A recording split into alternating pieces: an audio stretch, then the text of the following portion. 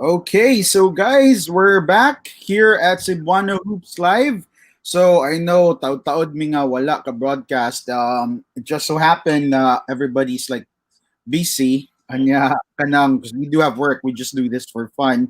But now that we do have time, let's talk about like basketball. Okay, let's talk about like our local Cebuano hoopsters. Okay, so before we get started on that topic though, I just would wanna like introduce the guys I'm with right now or tonight. So I'll start off with the guy beside me. Okay, so all the way from Ormoc City, Migs, how are you?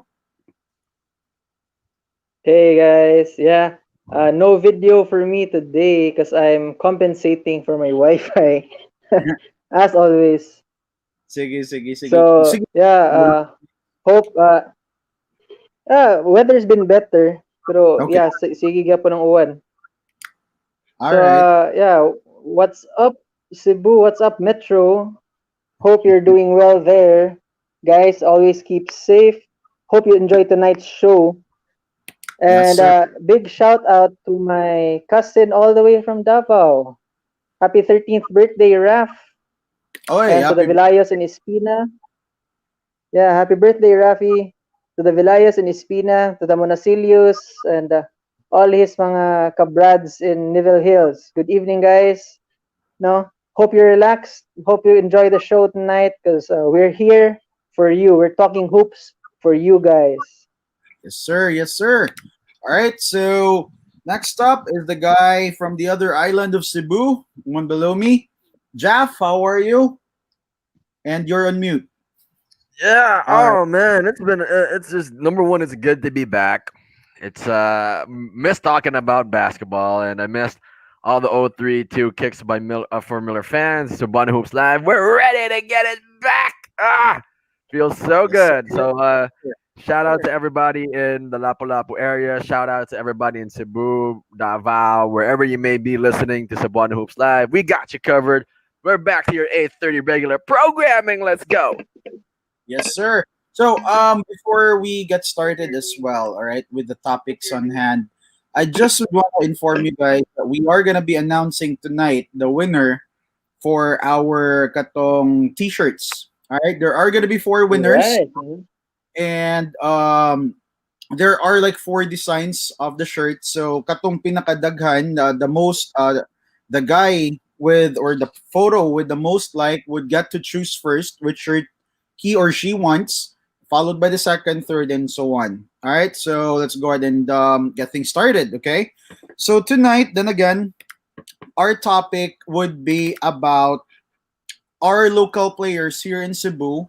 All right, those players who studied here in Cebu, not necessarily lived here or was born here. Okay, but those who studied in here in Cebu. Okay, so I'm gonna start off with Miggy on this one. Kay Murag, Migs, are you there? Yeah, I'm still here. See? Okay. That's why I don't have video, guys. All right, all right. So I'll start off with you na lang on this one, okay? Just in case mawala ka, okay? So let me just share Migi's top 5 Sisafi players he wishes made it to the PBA, okay? So let me just pull up the graphics. Okay, there we go. Floor is all yours, Migs. Yeah, guys. Yeah, a lot of Wow. people might think my list is a bit weird because I It is did weird. include Mark Tarrio and Reed Hontilla. They got drafted to the PBA. I mean, they got to the PBA, but they're my number four and number five respectively. Because yeah, they got to the PBA, but they didn't get enough reps. They didn't get enough playing time, considering True. how good they were in college. I'm su- Yeah. wow. I'm surprised they have Christian Laude on this list. That is Hey, an hey, interesting pick. I have Wow. Nice. it's a sentimental pick for me. Okay, so Mark Talia, Reed Hontilla. Reed Hontilla was the guy before social media. He was. I would read. I knew about Reed Hontilla when I read about him on the newspapers, saw him in the PBL, and he could play, man. He could play, but he could never. It seemed like could never crack the lineup in the PBA. Could never get on the floor. It's the same thing with Mark Talio, diba? Which was weird because it seemed that he found a home with NLEX. And More then Yang Giao was giving him, yeah, giving Yang Giao was giving him time, but then what? For it was only for half a conference, and then he was gone just like that. So they're they're 5-4 for me because yes, they did go to the PBA, but they didn't really make a mark in the PBA like we expected them to, especially Mark Talio, diba? So okay. I still have a lot of hope for for Makmak. Talent wise, he is good enough for the PBA. I don't know. There might be other issues that have made it difficult for him. But yeah, I'm still rooting for the guy. No, Mark Talio, still rooting for you, man. And Reed Huntilia, okay, he might not got back to the PBA now. He's a bit older, but he's playing really well in the MPBL. So still, Cebuano making his mark. Why can't he just play for the Cebu Sharks, man? Reed, play for the Sharks. Wala na may sharks. Okay, so yeah, a Um, lot of Cebu guys didn't play for the Sharks, diba? Which is sayang. yeah, true, true. Yeah, and then my number 3 pick. This is sentimental for me because he is from Ormoc, no. Okay. And guys, let me tell you, before Ah, now Robert I get it. Bolick, before Robert Bolick came into the scene and just made waves in the NCAA, if you ask an Ormocanon, an argument could be made that Christian Laude was better than Robert Bolick.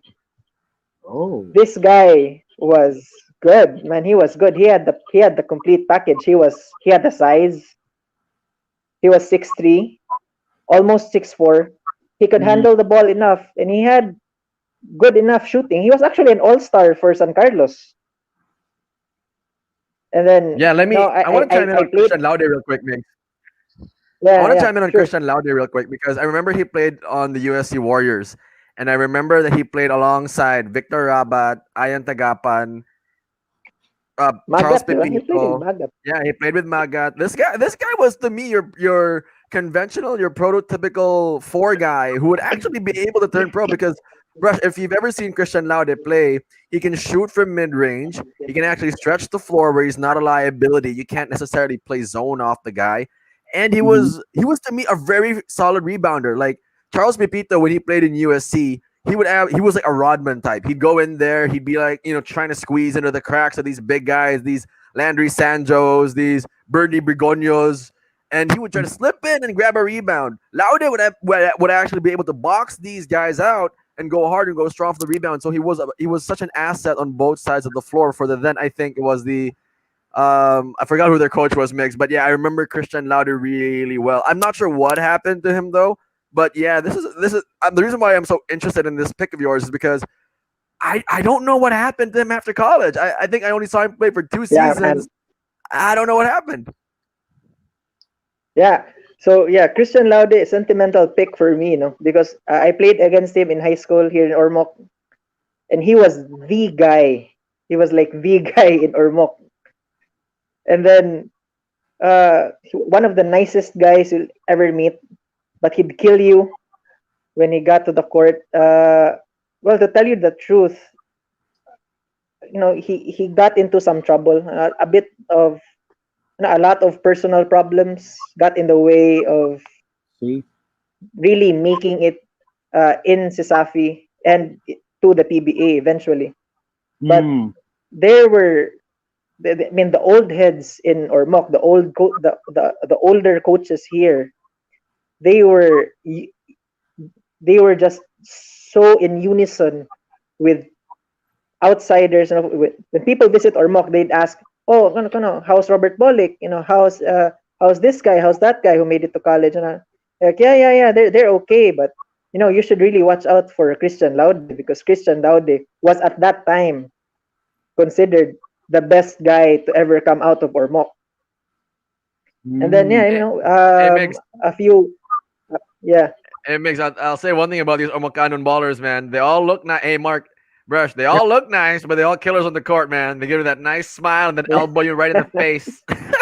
And what I know with these Omocanos, man, they're really nice off the court, super lovable. Like you can't even imagine that they'd be, they're total badasses or whatnot. But once they hit the court, they're yeah like a whole different person, like a whole different animal. What the hell happened?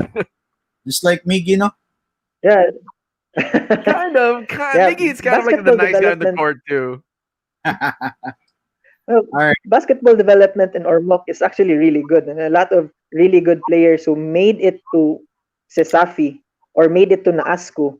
No, and we're just no. Robert Bolick is like this new crop of really good players na who have now made it to the PBA. But hey guys, seeing it lang ako, no, look out for his brother. Um, RH Bolick, and people are saying he's better at Bolick too. So I don't know. But yeah, Christian Laude. Christian Laude he's a sentimental pick. I had really high hopes for him. I still see him around here in Ormoc. He plays for a lot of Panalay teams. But yeah, what could have been, diba? What could have been for Christian Laude? Man, yeah, I mean, he was a And then yeah, prototypical. Yeah, reminds me a lot of and Randy he Del was de and he Ocampo. was yeah, and he was a fast big before fast bigs were really a thing, diba? Yeah. So Yeah, sayang ba? Sayang. So yeah, my number two guy is Patrick Cabahog. I think this is a no-brainer because we've seen how he really how he's been playing. Um, you know, I just Patrick Cabahog is my number two guy, and then this is not even we're not even scratching the surface of how many really good players from Sisafi just couldn't make it to the next level, diba? True. Um, and the thing yeah, with these guys is it's never really an issue of talent. If you notice, diba? It's never been an issue of talent. It's never been because they weren't good enough, Mm-hmm. but it's a bad decision here and there. An ill-timed injury, siguro. A lot of Coincide. the politics in Exactly. I think most of them. yeah. yeah, so Pretty much that. yeah, Can't I'd go avoid that that. route. Pretty much. because I got that. diba, That's pretty obvious. I mean, we read about the stories ni Mark Talio when he got to LaSalle, di ba? Yeah. When he complained about his playing time. So True. yeah, so I think I just hope na no, 'di ba, UP just got a big haul from UV. They got John Cork Kabahog, they got that high school kid. And then I hope these guys put in the work, stay Mm. out of trouble, make the right decisions on and off the court.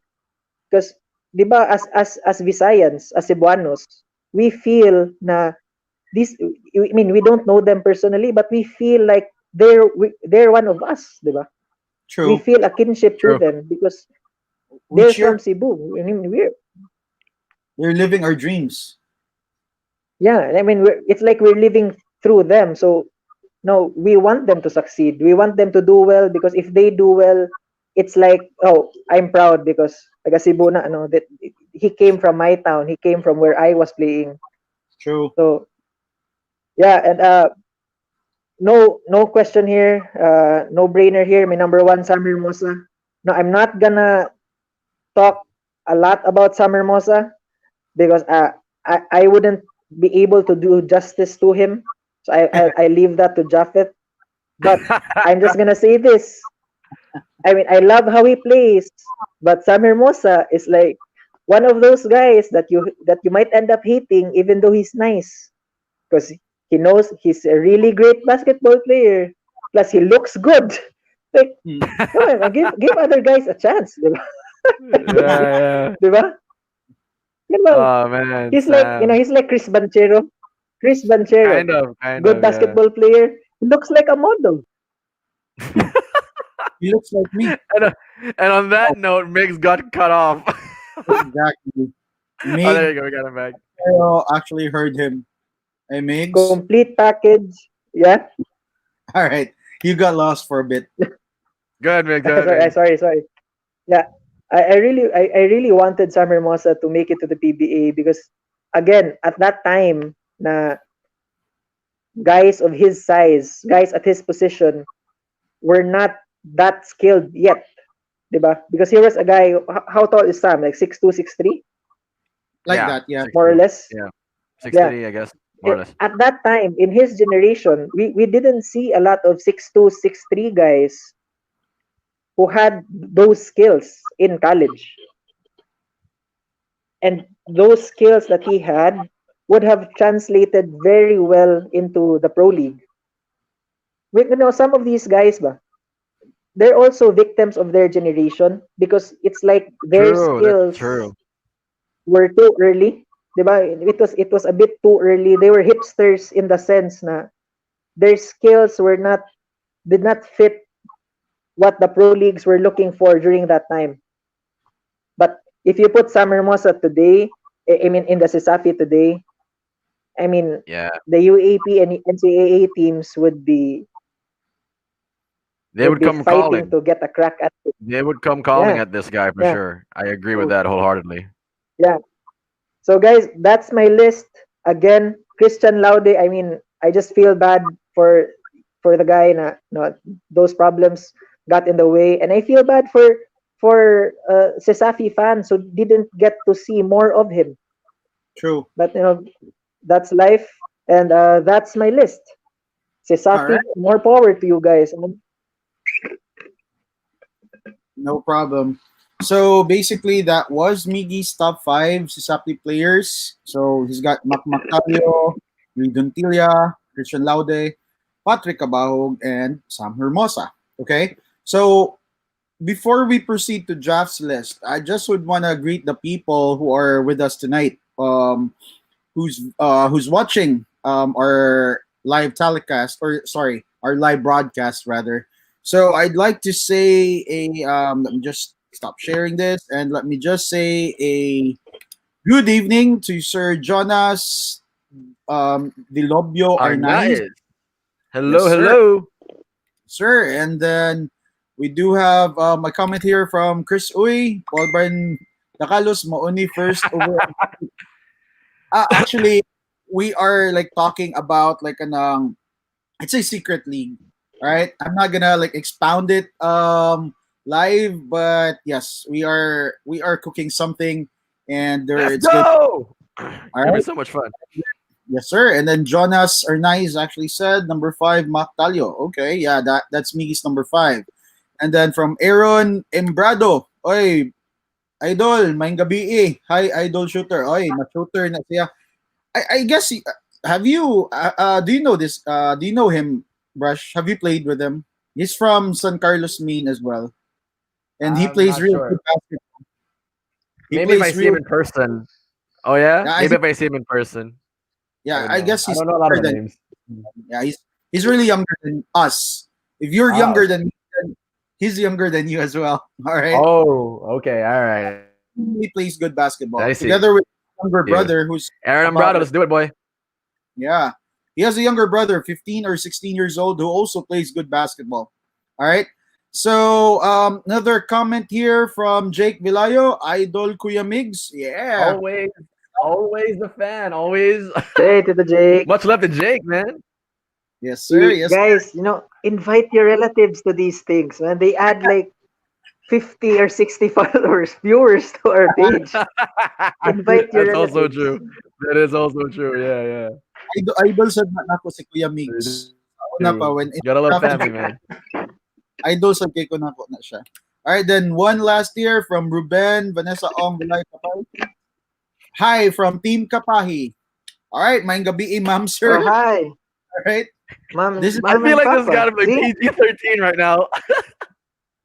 We gotta keep everything strictly That's PG. two. Hello. Nah, that's two more viewers. Diba? Mula yun na. I Invite know. your I know. relatives. yes, I sir. Yes. know. You're doing something right from the marketing end, Migs. All right, all right. So next, what we're gonna do or what we're gonna talk about is Japheth's list of top five players he wished made it to the PBA. All right, so there you go. Oh That's man. top five for Jaff. All right. Let me begin by saying this. Number one, I don't necessarily know what happened to these guys after college, but what I can tell you is that what I saw, I know what happened to some of them, but I know what I saw when I first saw these guys play and hit the court. And you will notice that my list has two USC guys because I'm from USC. And Mix is from USC too. So a couple of sentimental picks here and Two. there, but yeah, you're also from USC, right? So a couple of sentimental picks here and there. But to the fans, I'm gonna do my best to describe. If you've never seen these guys play, I'll do my absolute best to describe how these guys play. I'm gonna start off with number five, John frickin' Abad. Why does he have the frickin' in the middle of his name between John and Abad? This guy, Mark and Miggs, he's probably Miggs' height. Okay, he's like 5'6", 5'7". He was there during the time of Wawi Escosio and John Abad, despite being this diminutive, miniature basketball player, do not let the size fool you because this guy was a bucket getter. He was a lefty. He had a magical floater that it always I would watch this guy play brush. I'd actually go to Cebu Coliseum, and when I knew a UV or Southwest matchup was on tap, I'd actually watch these games because I wanted to see how a guy like John Abad would fare against all these big imports, against all these big forwards. And he would somehow still manage to score somewhere between 15 to 20 points. You know how hard it is for you to be 5'5" or 5'6" and still score that many points? He Yep. had again. He had such an amazing floater. No one could block it. He tossed it high up in the air. It probably hit the shot clock before it come down. It probably hit the height of the shot clock before it came down, and it would always go in all net. He'd always somehow find a way to score in the paint. Huh? This is like he's like IT. Think Isaiah Thomas when I'm talking about John Abad. That's how good this guy was. Think Isaiah Thomas when he was with the Boston Celtics. Not the Isaiah Thomas from the Detroit Pistons back in the 80s, but Isaiah Thomas, the one in the Celtics. All right, don't get them mixed up. This guy could slash into the paint, pull up. He had a 3-point game also. He was good off the pick and roll when it was him and Wabi Escosio, and I forgot the name of the other center. It was an import. This guy could play. I was really surprised. And I remember, Brush, we were there that one time. It was the Where? Mangodlong Sharks and versus the Talking Tex Tropang Texers. We watched this game in Cebu Coliseum. Hmm. I don't know if you remember this. It was a scrimmage game, I think, that they had. It was a Mangodlong Sharks, and they were a Panalay team. Remember that? John Yes. Abad was actually there, but he didn't get to play as much as the other players. I think they were in favor at that time. They were trying to play June Manzo a lot. And June Hmm. Manzo, granted, he's one of these really good high motor players, great energy. But I felt like if John Abad got the minutes, he would have actually torched those guys for at least 10 to 15 points. Because this guy knew how to play. He had great IQ. I was such a big fan of him when I was watching him play in UV. This is one of those guys whom you root for him because he kind of reminds you so much of Jimmy Alapag in the sense that again you always wonder how when you look at the box score, this guy's got 20 points, and you look at the physical characteristics, this guy's 5'6". How the hell did he do that? It was always so amazing. Like how the hell? You'd always see in the box scores. That was always what amazed me about John Abad. You knew him. He could be a guy on the street, my good brush. He could be Yeah. any guy in the street. You could walk across Colon, Ayala, SM. You'd bump into him, and you wouldn't know he was UV's top scorer. You wouldn't know that this guy could absolutely kill you on the court because he was so diminutive. Like I'm probably bigger than him. But hats off to this guy. I swear to all the UV fans who may be watching this show, if you remember John Abad, I give so much respect for this guy because he was a bucket getter. He would torch defenders back in his heyday when he was with UV. Again, for this one, I'm not really sure what happened to him after college. I know that he plays and is very popular in the Panalay circuit. I read about his name in like the Lapu-Lapu Fiesta League, the Bogo Fiesta Leagues, and all of these different leagues in the Cebu or in Cebu City and probably in Manila. But again, hats off to John Abad. That's why he's making my list. Number 4, like Miggy, is a sentimental pick. Now, Brush, you know when you go into the USC gym, let's say it's like 7:30, your first class finishes. You have about an hour and a half break. You're not one of those Dota guys where you go to G Cube or wherever and you play Dota. No, I was never one of those guys. Well, I was one of Yeah. those guys that I'd walk into the USC gym, I'd go to the bleachers, and I'd actually watch the USC Warriors practice. Giovanni Mhm. Padillo was a name that stuck out to me all the time because, and Jax, if you're watching, Jax can allude to this because he was there. So Giovanni Padillo played during the time of Sam Hermosa, Javi Bautista, Paul Joven, Sid Cortez. This Mhm. USA lineup just couldn't make it to the championship because they ran into the Greg Slaughters and the Junmar Fajardos of the world. So they just couldn't beat them. How can you beat PBA talent when you yourself don't necessarily have it? But I will say Giovanni Padillo to me was a lights out shooter, brush. I remember they'd have a drill in USC. I'll go to practice first before I go to the game. They'd have a drill in USC where you got to make at least like 33 pointers and they time you for 2 minutes. Padilla would normally finish in either 50 seconds to a minute. This guy Yeah. was a lights out shooter. He reminds me a lot of, and I usually can't compare. If you could probably pick a PBA player, I'd pick someone like Peter Jun Simon. You don't expect him Mhm. to score as much, but he scores in bunches and he scores a lot. And Giovanni Mhm. Padilla was a very, very good shooter. He was part of that triumvirate with Sam Hermosa, himself, and I can't remember the other. You know what? If Jax is watching, Jax, I might as well put you in there. You were pretty good back in your heyday too, man. It was always him and Padilla who would shoot it out in the final. How many last minutes of practice, and I'd always watch them play. And when it came to the games, he was more or less the same way. He was like a low key stat sheet stuffer. Again, when you look at the box score, here's a guy who could average anywhere close to 15 to 20 points, and he would always have that really good shooting percentage, and it was always playable because, again, he was not a liability on both ends of the floor. What's always unfortunate to me when it comes to, if we're talking about the on-court stuff, is that they ran into the Greg Slaughter teams, the Junmar Fajardo teams. These were Yeah. just really powerhouse teams, and they dominated their era from start to finish when they played in Cesafi. And it was unfortunate because remember back in the day, we had the PCCL. This was their opportunity to hit up the big leagues. And if you were at least a Cesafi champion or you were runner up, you'd be ranked higher and you'd be able to play the lower team so that you'd be able to get a leg up and get the national attention. But USC could never crack that. And I felt like to some degree, Giovanni Padillo never really got the limelight the way his play dictated him to get. What I know about him is that Hey, Jack. yeah, Yeah, yeah. just real quick on Giovanni Padillo. He was like low key athletic too. Oh man, yo, he could Because he dunk, was, man. He was diba? really Diba? he was that good. Yeah, because Brush, I'm telling you. yeah, people usually remember him as a shooter, someone who Yeah, catches and shoot. But yeah. he could sky. He could sky. He could get He up. was He really could get athletic. He up. could jump He out could the get up. gym. Yeah. He could get up. A lot of these players, Mangud, Migs, and I really remember back in when I was first year or second year in USC, a lot of these players were low key athletic. Like a lot of these guys were sort of in the developmental stage in Philippine basketball where you have 5'8", 5'9", 5'10" guys who were very good shooters, but you needed one more thing to get you to the next level, and that was for you to be a little bit more athletic than the next guy. And Badilli was that guy. To me, he was that prototypical two guard where you give him the ball, he can shoot in space, he can shoot in tight spaces as well. Good off the pick and roll, athletic enough to grab boards and sky to the rim and be a medium level slasher. Free throw line, good free throw shooter, anywhere north of 80%. What I know about him, Langjut, is he's one of those guys. All I heard was this kind of feedback. He was one of those guys who made the decision to not necessarily pursue basketball as a career. What I know is that he took up law, and I don't even know if he plays in the Panalay circuits at all in Cebu. I wouldn't know. I haven't heard about that at all from Padillo. What I know is he took up law. Mix, I don't know if you can confirm this story for me. All I know is that I hear his name every now and then when I go around the law building, and Padillo, no, he doesn't even really play basketball Yeah. anymore. He kind of only used basketball to get a scholarship. True. That kind of player, yeah. So I have Giovanni I mean, Padillo on my diba, fourth. Yeah, how good. good are I mean, diba, that only kanang shows us how good Giovanni Padillo really was because he was he was so talented, but diba, turns out he wasn't even that into basketball Basketball. as much He wasn't. as I you'd don't. think, diba?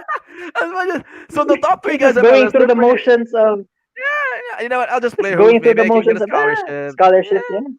I'll get like 20 points on Greg Slaughter, Junmar Fajardo, and then I'll take up law. No biggie. Like, come on, man. So that alludes to how good he was back in the day. My Yes, number sir. three pick, Bush, is someone who's very popular. This is also a bit of a sentimental pick for me because I've actually played against this guy in certain scrimmages in certain leagues. Sam Hermosa, and I'll describe him the way Miggy couldn't.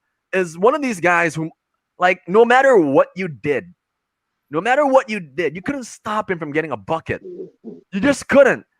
He'd post you up. He has a Carmelo Anthony kind of feel to him, and not the Carmelo Anthony of now, but the Carmelo Anthony of, let's say, in the New York days where he qualified to be an MVP. He had a face-up game. He'd post you up, he'd face you up, and then he'd have the triple threat. And the triple threat was like, as you as a defender, you wouldn't know what to do. He'd body you up. He was big enough to, run right through you, elbow out, and then get an end one. He was good enough a shooter to pull up and actually make that shot in your face. And then he was good enough in other kinds of facets in the game. Remember one thing? I remember one key thing about Sam Hermosa when he came out of college, because he wasn't picked up to play in the PBA. I don't know again what happened with that story as to what happened and why.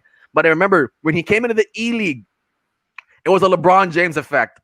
He literally led the Telstra Boomerangs, to one hell of an unprecedented run in the Evo League. He averaged like a low key 25 and 10. For a guy like Sam Hermosa, it was almost too easy. This guy could drop 50 in his sleep almost. So, and then, he played in the panelized circuits. But this guy was just, I don't know. Migs touched on it really well. He was so good that I can't figure out why teams didn't want him. It was so confusing. Sam Hermosa, to me, was ahead of his time. He was a movable four, or he was a good stretch four. He could actually shoot from the outside as well. But he was really good on the block, because he was trying to, I think his second name is like Sam Jordan or something, and he wanted to be like Michael Jordan maybe. Give me the ball on the block. I'll take a fadeaway. I'll take a face up. I'll do whatever down on the block. But he was, to me, one of the most sayang people on my list, is because, again, he was one of these unstoppable scorers, and he was so good off pick and rolls, in the pick and rolls. It didn't matter where you put him. He would be serviceable. And I remember when I played against him one time, Paul Hoven, our coach in Shaba, the game ends. Sam Hermosa's team wins. We get an ass whooping. He goes up to Sam and says, if naman jugay ko isa ka player gyud ako mapili para masaligan pirmi para mabalanse gyud dawa maski kinsa bay contract kani akong pilion, which kind of told me Paul Hoven, if you've never met Paul, I had the joy of being under Paul Hoven for one season when I played in Shaba. He's one of these guys who has a lot of pride, and he's really, really energetic. So for him to give Sam Hermosa that compliment to me spoke volumes of Sam Hermosa's game overall, because Paul Hoven was actually his point guard at the time.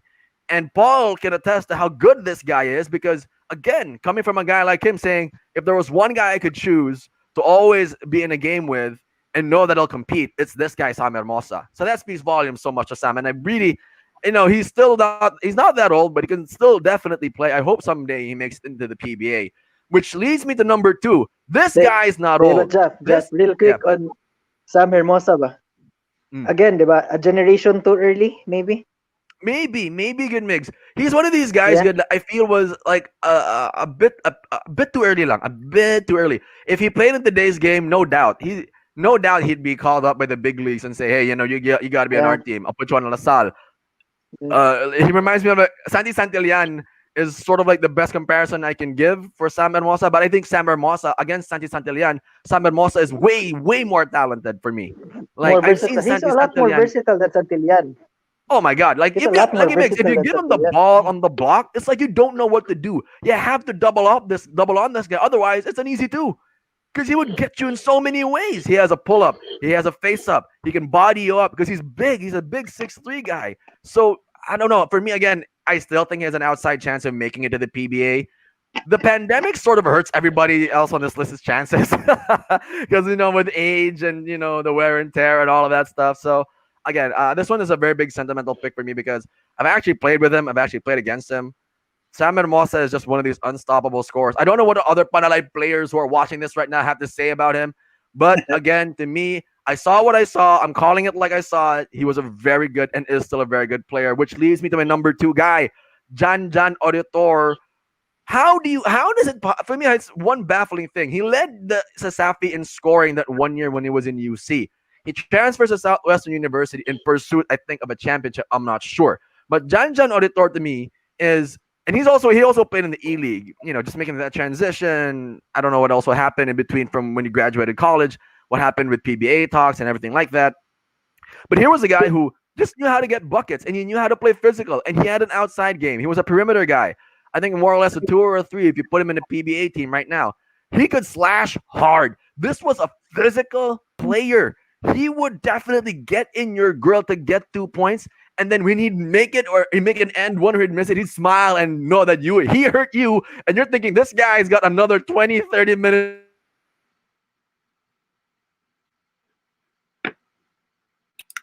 to go. This Hello. John Auditor. So he made it was weird when he moved to Southland because he didn't get a lot of the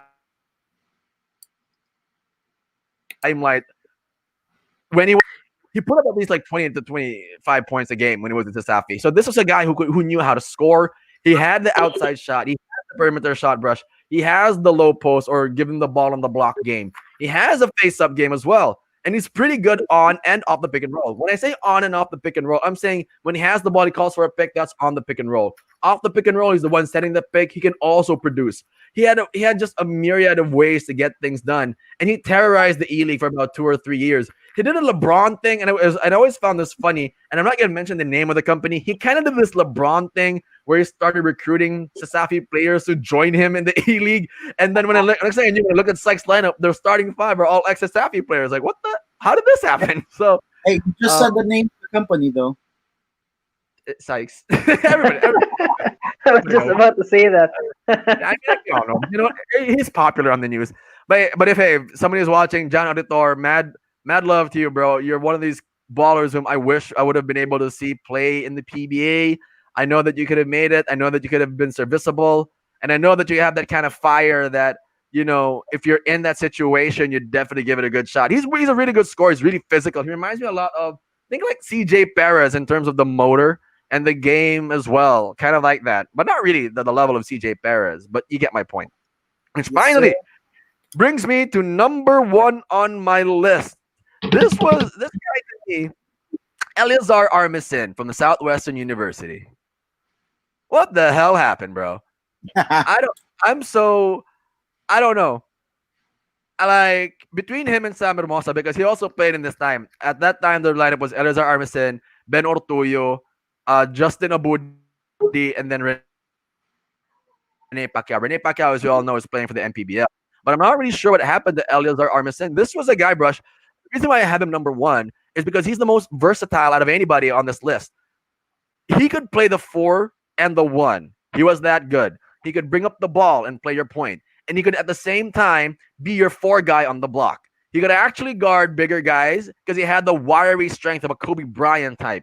He was long. He was athletic. Here's a guy who could slam it on fast breaks and pull up threes as well. So a lot of this guy, to me, was the most multifaceted player that Southwestern University produced outside of Mac Talio. And I give so much praise for Eleazar Armisen because that's the truth. To all you Southwestern fans who never got to see this guy play, I suggest you pull up tapes of old Southwestern versus UC games because that was the height of the Yayoy boys. All right, the Yayo Alcoseba boys. And, again, you had the Ben Ortuyos, the Justin Abudis, the Rene Pacquiaos of the world. But Eleazar Armisen stuck out to me because he runs the floor super well. Again, he could dunk it on the break. He can shoot. He can pull up. He had a great block game. He had a great pick and roll game. And he could shoot in spots. He is the most versatile out of anybody on this list. And I just felt like if he played for ML Cortapadala, until they got defunct. And I really wish that if the PBA would just give ML Cortapadala a chance because I think the owner is such a big basketball fan, you will see any of these guys play and represent Cebu. I guess for me, that's the biggest thing with Eleazar Armisen because if there was ever one guy who would have cracked the mold from this list who had a legit chance, I thought and I really believed it was either Eliud Poligates, Bogs Leanto, whom I apologize for not putting on my list, and I think we have a good feeling we might see him later on somebody else's list, and Eleazar Armisen because apart from Fajardo and Slaughter, who were shoe-ins to make the PBA, those 3 for me should have been relative shoe-ins as well. So that's it for my top 5 Sasafi players. Again, I still wish I'd see these guys someday play in the PBA. But man, it was so much fun to watch them when they played in Sasafi, Brush and Migs. I gotta tell you, these guys were enjoyable. And by the way, I'll say one thing about Cebu Coliseum. Huh? I remember there was one time I was watching there, and it was a jam-packed stadium, Brush. It was Game 5. It was UC versus Southwestern University. And again, this was the height of the Eleazar Armisen, Rene Pacquiao. This was Brian Heruela and Junmar Fajardo. I remember I was in the top part of the bleachers. I was sitting in the upper box, and then I had the seats reserved for myself and my dad and my brothers were gonna watch that game. But what's so annoying is that they were catching up and then they ended up not watching the game.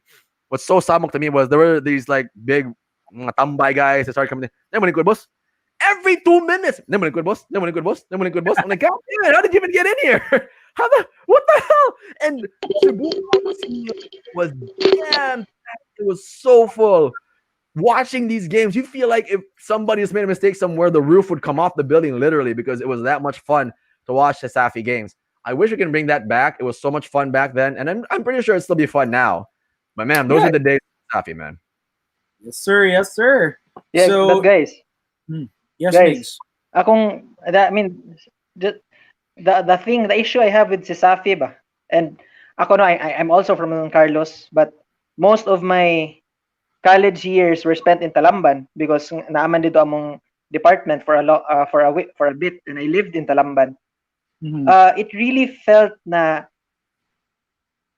San Carlos didn't promote its basketball team enough to the Carolinians. I mean, really, uh, I would see It more wasn't. people get excited for intrams than they would for Sesafi games. And sayang ba? Because, Oh man, Migs, I remember there this. was, kanang, I remember the story actually. So what happened was, and I won't name names here, but I know exactly how it happened. Back then, USC did not have the financial backup that it did when a certain player came into the fray. I'm not going to name a name, but I know what happened in the background. So when a certain player came into the fray, they got a lot more boosters and investors to back up their team. When that happened, they actually had a better marketing to their students. They started getting gear, they started developing t-shirts, they started, and because the team actually also performed really well. That's when, Migs, they yeah, started getting imports. Schuster Alago came to the fray, and then a bunch of more guys started coming, yeah, a bunch more Schuster, man. imports. Yeah, Schuster was Schuster like the Alago. first big San Carlos import na Yeah, really made a splash. yeah. And then, so the players back then were not bad, but they weren't that necessarily to the level of what you would have if you had a player like Schuster Alago, and then you surrounded him with guys like Victor Rabat, Ayan Tagapan, and I remember like Christian Laude, Charles Pepito. All these guys are specialists during that time. All right, these were shooters or they were rebounders, and they were the spot up guys for Schuster Alago. So USC also had the benefit of their talent finally living up to the hype. But back then, that was a story, Migs. I gotta tell you the truth. Like, somebody came in and started shelling out a little bit more money. And I remember, I know what you're saying, Migs, because Intrams was more looked forward to than any of these Sasafi games. They wouldn't even have They wouldn't even have the games in the USC stadium, but nobody would actually come to watch, except for a guy like me, because I was a fan. Yeah. Like, I just wanted to see what the game would be like. I mean, which is a Um, shame, no? I mean, which is a shame ba for San Carlos. If you would ask me, the San Carlos gym is way better than Cebu Coliseum. oh, for True, sure. true. From the Problem, Migs. floor to the bleachers, it's a better gym, and it's so close to Cebu Coliseum. When the Warriors would play, there's no one here. It's like there's no one there. No one was watching the team. And Actually, Migs, I'll tell you this much. I'll tell you this much, Mix. I remember because I'm from Ateneo de Cebu. I remember there was a game, and Paul Desiderio. I had the benefit of watching Paul Desiderio get brushed at his prime when he was in UB. This kid, my God, you could not stop him. I was watching. I really hated, and I even remember the lineup. It was Rib Ogsang, Paul Desiderio. They had a bunch of small point guards. I forgot. Okay, maybe I don't remember the lineups, but you got my point. We Didn't couldn't they have stop. Denison in high school? They had Ron Dennison. I sorry. forgot. They had Ron Yeah, Dennison. Ron Denison. And Mix, we couldn't stop Paul Desiderio no matter who we put on him. He would always get 20 to 25, and it would always look so easy. And I remember UV, and even if he would even chance upon this podcast somehow, Paul Desiderio would, if there was ever a time in his life that I felt he was really mad at, he would declare a rivalry was against us, because we would always beat him. He dropped 30, but we'd always win because our lineup was stacked, man. We had Don Ochea, RG Araw Araw, we had Rendell Sinining, Jair Igna, Cadavis, Galvez. We had really good teams with Ateneo de Cebu. But with Desiderio, his team just didn't match up. They couldn't win. They won one time, but that was it. I don't know what happened. That- Ateneo na oh to, man. no? They had Lester Lucero. They had huh? That was this was the That Ateneo time was team. Ateneo because yeah. And by the way, what I'm trying to say was that game was there was a game they played the finals of the NBTC. They played it in USC's court. It was stacked. There were so many people. There were so many people in the gym. It was full. But if it was a San Carlos game, like I'd go in because again, I'm just a fan. I'm a big fan of basketball. I walk in, there's everyone. So it had that kind of effect. I don't know. I'm just alluding to Miggy's point. I don't know what went wrong, but eventually they got the marketing right. But back then, it just wasn't that heavily marketed. I mean, All right, sayang lang ang potential for building that culture ba. true, true. And actually, San Carlos is a big school. There is a Cebu.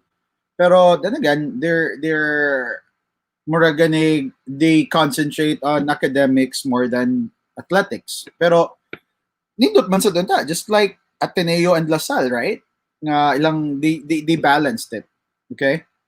But hopefully next generation or probably karon we would have like a better San Carlos team, di ba?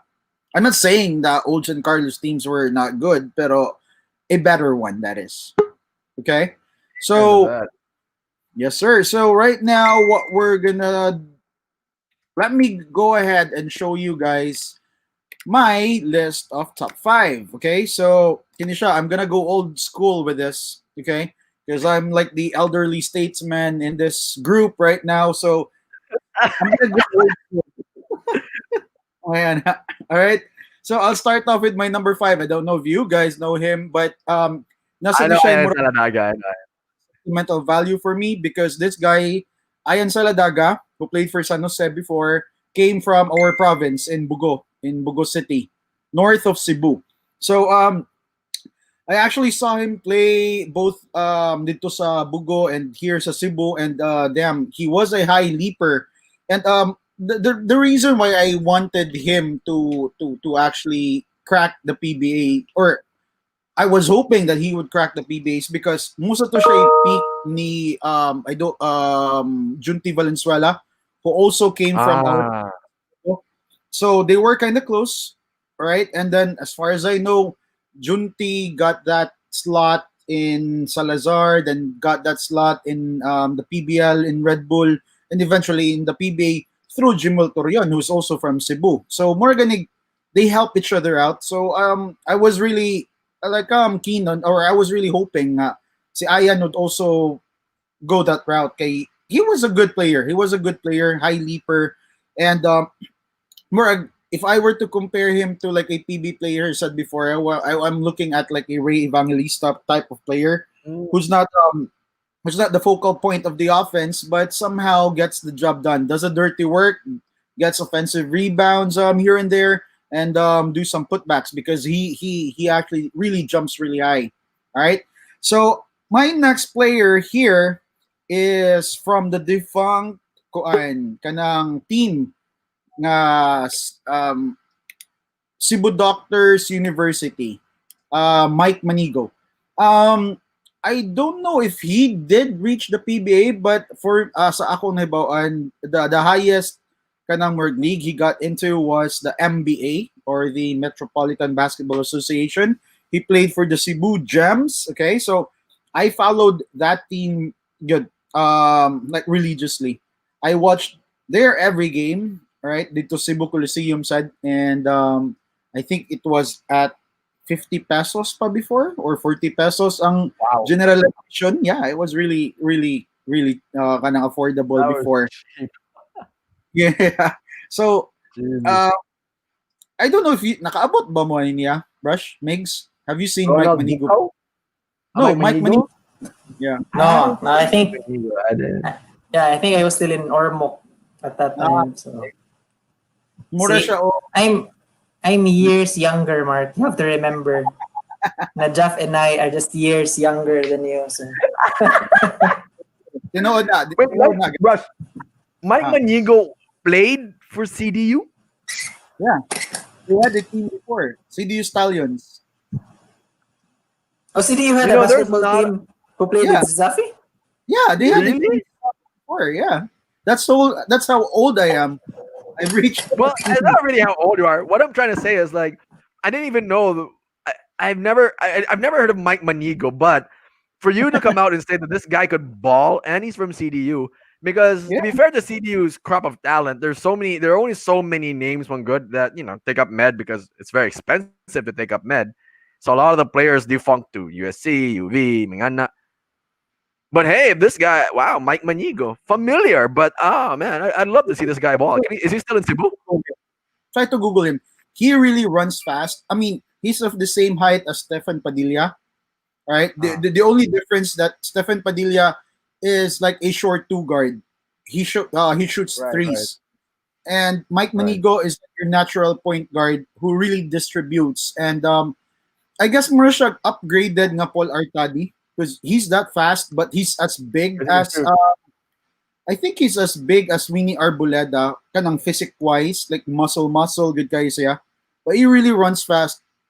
And kuan lang, unlike Sam Hermosa nga mayo mudua nga gwapo pa, Mike Manigo is may mudua pero may mudua.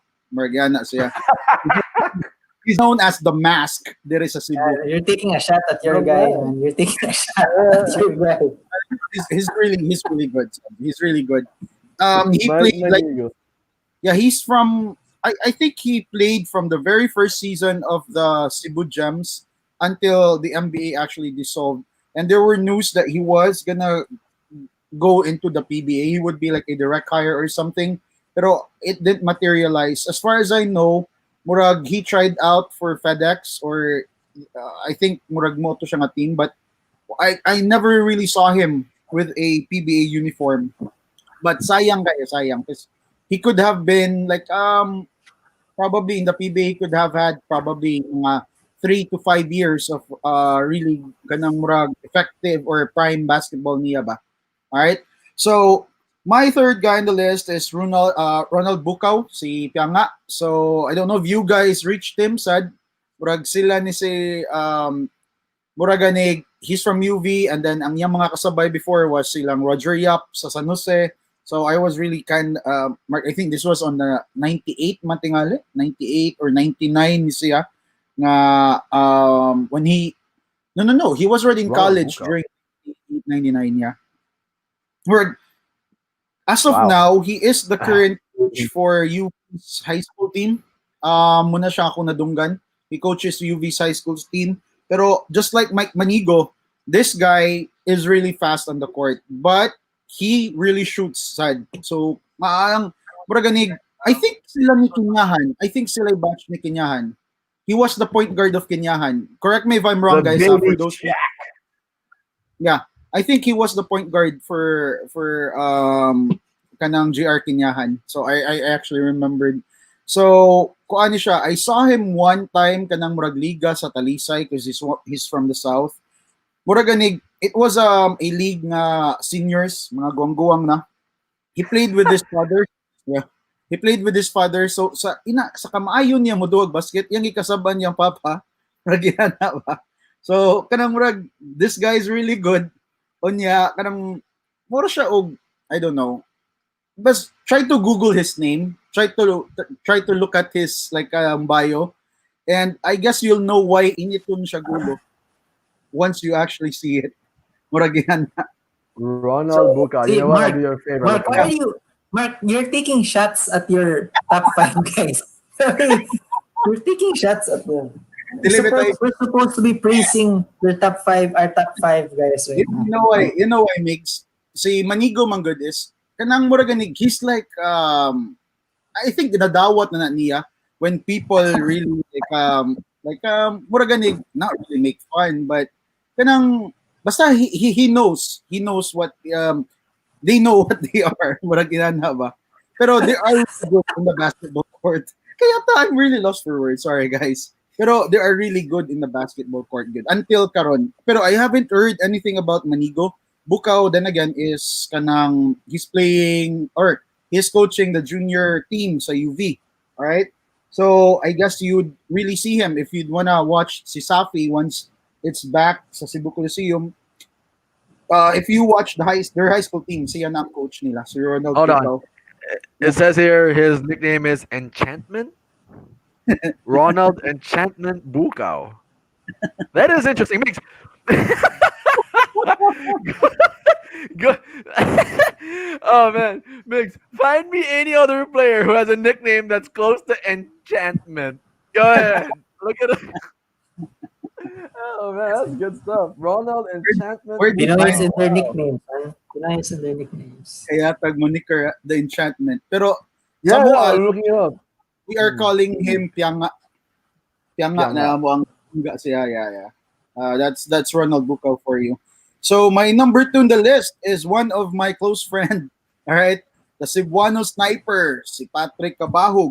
All right, so um, I guess I could ask him tomorrow. Kay magkuyog mami tomorrow 6 a.m. We're gonna do aqua training. Magpatudlo ko siya ana. So I'm gonna try to ask him what really kind happened why he didn't go the PBA route, because as far as I'm concerned, all right, he really has the talent, he has the height, he has the kanang capability to really penetrate the PBA, right?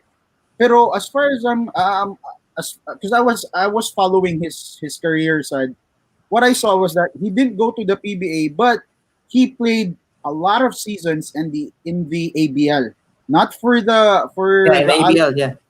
yeah, not Yeah, for Alap, yeah. but Indonesia, di ba? for, yes, yes, correct. So he played as an import to those teams. He played a lot of international games or tournaments, but he never did the PBA. Mura ganig kapila namin nagkuyog. He's been diri sa balay, but I wanted to like talk to him good about basketball and all, but the thing is that Patrick Abahog is still in his peak. He's he played for the Cebu Sharks of MPBL, but now he's playing for Vegan. So I wanted to like kanang sugba-sugba, inom beer, but he doesn't drink, guys. He really doesn't drink. So I guess tomorrow would be an opportunity for me to like do some sort of an interview why he didn't go to the PBA route. Okay, so kana Mark, siya. Yes.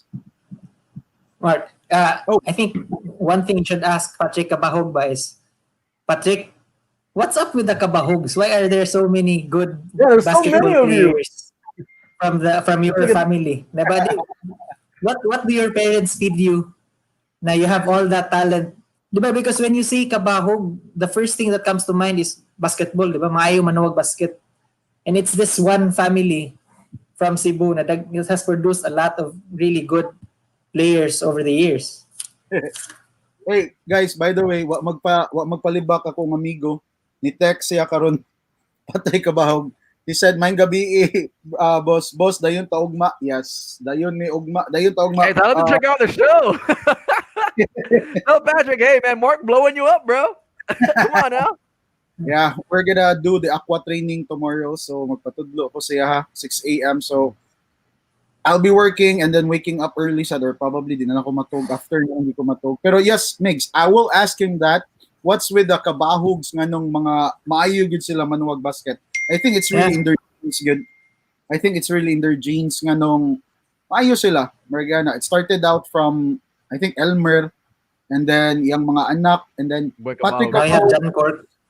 John Court, yeah, karon. Then Patrick is like yam ng uncle si Elmer Cabahug. So kana, they are really good shooters. And I think his height is 6'3", Morgana. So, I'm not gonna say sayang, mainly because You kung can still para make lang, it. yeah, he could right now, right? It's still not late. I guess if ever he would go the PBA route, teams would still give him a chance, pero probably a year or two, Maragana. Pero as far as kay kana laging kuan ta kanang fan gid kay ta siya before he became my friend. I was a fan of him. So kung kuha lang ha, I wouldn't treat it as sayang, mainly because I don't know how much imports overseas are actually getting paid. Pero kung tanaw lang nako, I think he's gonna be earning more compared if nag-PBA siya. Correct me if I'm right, if I'm wrong in regards to that. I wouldn't Diba? know, but if I had to correct you if you're right, that doesn't make any sense. So I'm just gonna wait and do my research later about that. But what I know about contracts, Brush, is that oftentimes the PBA comes out with a better offer because if the mindset magod is, and I remember this was, I think, one of the Jason Castro situations from before. An Australian team wanted to pick up Jason Castro, but the NT matched the contract so that they wouldn't have to go to Australia. I could be wrong here in my assumption. Actually, no, No, because I could be wrong. I'm not sure. Singapore Slingers wanted to Was it take Singapore? Jason Castro. They offered him, yeah, Singapore But Slingers there was, wanted to take Jason Castro. they could offer. and Pero I'm the not sure, but problem, yeah, ang PBA actually has like a strict clause in regards to their players. Murag, I yeah, think yeah. if you were to compare the ALAB players and the PBA players, kana saya probably dool. Pero if you are an import kato sila ni kinsa ganing anak ni Boy si Zamar kanang player sa San Paul Miguel Zamar. si Paul Paul Zamar. Samar, yeah. Paul. He's Paul earning Zamar. Yeah. he's earning like more murag I think same siya og sweldo sa kanang murag superstar nga sweldo sa PBA, which is 150,000 per month. Morgana. And Oh. I got a comment here from one of kanang my friends ni Patrick Kabahog, si Uncle Ken. He says that 50,000 pesos per game sa China. Muna siya ang sweldo ni Patrick daw. Because they're also kind of close. So, muna, 50,000 pesos per game. So, it's really kind of bigger compared to the PBA. So, if kung asang side, I wouldn't blame him if he didn't take the PBA route. Or kung sa kuha lang sa good, politikahan sa Gigos PBA. Pero then again, it would have also been nice. Ba nga, mura ganig, you could have taken the peak good sa imuhang countries kanang basketball league, Morgana. That could have been like, and I could have played like a year if I were given like the talent and the height of these people that we're talking about. So I would have really done everything before I'll do my thing and look for like lucrative kanang deals or contracts. Ngayon na. Pero then again, the only reason why I wish Patrick Abahog or why I have Patrick Abahog here on my list is because I know he could do it. I know he could. He just probably has his own reasons, and I'm gonna ask him tomorrow about it. All right, then I'll update you guys. Nga, no? I'd love to Alright. hear what he has to say. It'd be so much Right. fun. Developing story right there, Patrick Kabahog. Yes, sir. Yes, sir. And I actually invited them over to the show, Manggid. Pero he's having problems with his Wi-Fi. So, kana siya. Goddamn we're- Wi-Fi. Is it PLDT? Is it PLDT? I don't know. God damn it! I Why? didn't ask. Just a ditto. Sheesh. Hey, I think the best, ako personally, the best, and I hope they endorse us. Just putting it out there, the best Wi-Fi I ever got was Sky Cable there in Oh, Cebu. It's actually really good on Sky Cable, huh? That's what I have, Karon Mix. I'm using Yeah. Sky and Globe. Yeah. All right. So Sky Cable, if you're looking for to sponsor a podcast, Cebuano Hoops, Let's do it. we are available. Let's do it. Yes. I Yes, sir. know. Let's do it. Yes, sir. So, the last guy on my list, okay? All right. This guy is, I think, ko ano niya. I think I'm 3 years older. So, that makes him about mid-30s na. Enrico Lianto. Oh, right? that's it. That's it. Yeah. That's it. Though. Yeah, he's mid-30s. So, I doubt if he could still like make it into the PBA as of this point. All right, but currently he's playing for an MPBL team. I forgot what team it is, pero I he think it played was- he played for the Sharks. Pero He did He play for moved- the Shark. yeah, he moved to another team. I think it was when the season started. Okay, so Enrico Lianto. I mean, what could I say about him? He's big. He's 6'4", 6'5", and he plays the power forward. He plays the center sa Cebu before, but he plays the 3-4 slot when he finished college, right? Pero I don't know why. Pero I know why. Nganong duwa gapon siya gyud dire. Pero we do have this alumni thing sa San Carlos for high school nga he still plays in, right? And the funny thing is that he travels back to Cebu just for that game. Murag yan, then goes back to where kung asa to siya nga team ni nagduwa. So kanang murag ganig he really loves basketball, Gitingali, and he loves his alma mater. And the funny thing is that murag different division man because I'm older and he's younger, so different mig division. And pasalamat sad ko kay if he would be in our division, I really doubt if we could win. We were the back-to-back champions of Division One for NABC sa San Carlos. So they are Division Two. I think sila may champion. Pero the funny thing is that he plays the point guard sa NABC. The I point mean, he guard. is a pro or a semi-pro. You might as well do it all if you can. He's like LeBron James-ish. He doesn't play inside during kanang alumni league. He doesn't Just imagine if he parked himself in the post, he'd score like 80 in the first quarter. He's like You know- Will Chamberlain. Oh, Will next Chamberlain, man. video. Lianto now plays for Bataan, Bataan Risers. And yeah. Yeah. So, during college, mura gani, I took a laylo sa basketball, so I haven't really seen him play during his college days. Nakakita na ko niya duwa after college. Alright? Pero mura gani, he's my number one on the list, mainly because number one, he's a USC Warrior. Right? He's a USC alumni. Number two, kanang I saw I saw him kanang mura gani during his peak nga he could really make it big time to the big leagues gidon ta. Pero another I remember I guess one of the reasons why he didn't really like kanang ni pursue na is because he had an ACL injury on both knees. Correct me if Yeah. I'm wrong, right? I have a lot of kanang mga friends sa Facebook nga kabatch ni Bogs. So muna siya. So I guess ikaw Jack, I guess kanang murag kamukha mo ramang idara.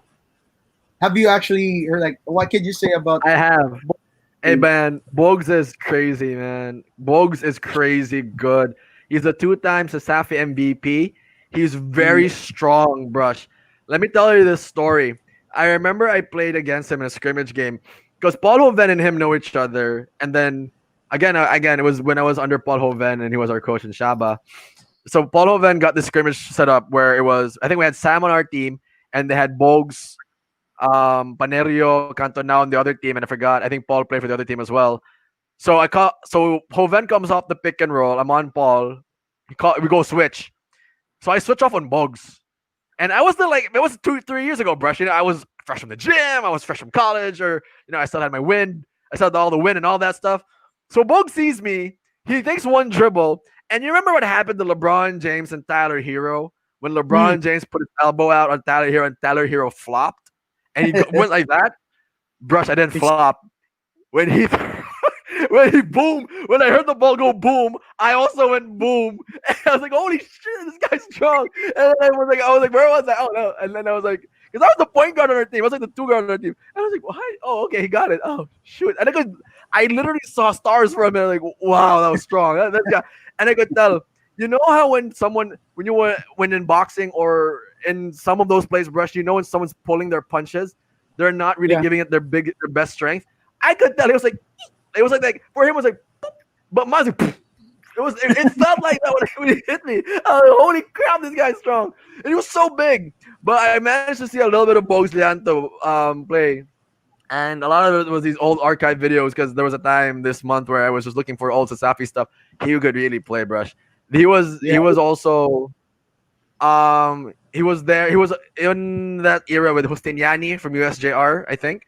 And he was also there when UV just had a bunch of. He was there, bro. He was a two-time MVP when UV had these dogs, man. These Detroit Piston dogs. These guys who were just really, really physical, and he MVP twice. So I against Slaughter, diba? No, not Slaughter. I think I forgot their I names. think They were really sila popular. I think Yanto was. I think for 1 year. I think for 1 year. na, and then Slaughter was a rookie. Slaughter was coming in. Yeah. I think maybe itong point guard Lianto from San Carlos also. Was it it might have been. I think it's No. Tagalog. Or Ramirez. Yeah, Ramirez. No, not Ramirez. Not Ramirez. Yeah, it was Ramirez. Si Ramirez. Oo. Katong maayo si Nino Ramirez. Nino. J-Rams. J-Rams, I remember. Anak ni Anak J. ni J. Rams. Anak ni J. Yeah. Rams. Oh, Nino Ramirez. He was really good too. Flew up to That's Canada also though. That's what I know. He was our neighbor back in the day. He lived in he's Espina Village. yeah. I think he's in the States right now, pero No, he's he's Canada. one of the guys pa who could have made it good. He could have. But I mean, Nino Ramirez, man. He could sky, dude. That guy could play. He could really play. true, Stuff. true. I mean, he went the other route. Went to Canada. You can't go wrong. Canada's great healthcare. Canada Great and the US. country. True, Yeah, true. yeah. He's Great country. exactly there with his family. All right. Mm-mm. Yeah, So, there was actually an article that came out sa Sunstar about Nino Ramirez, about him. Yeah, no, that's how I knew he was in uh, Canada. yeah, about him, diba, taking his career into his own hands, making that decision na because his family, diba, the rest of his family was already in Canada, so he moved Oh yeah, there with them. No regrets, no regrets. true, can't go true. wrong. Good decision. You know it, you know it. So basically, that's my list. Okay, so those are the players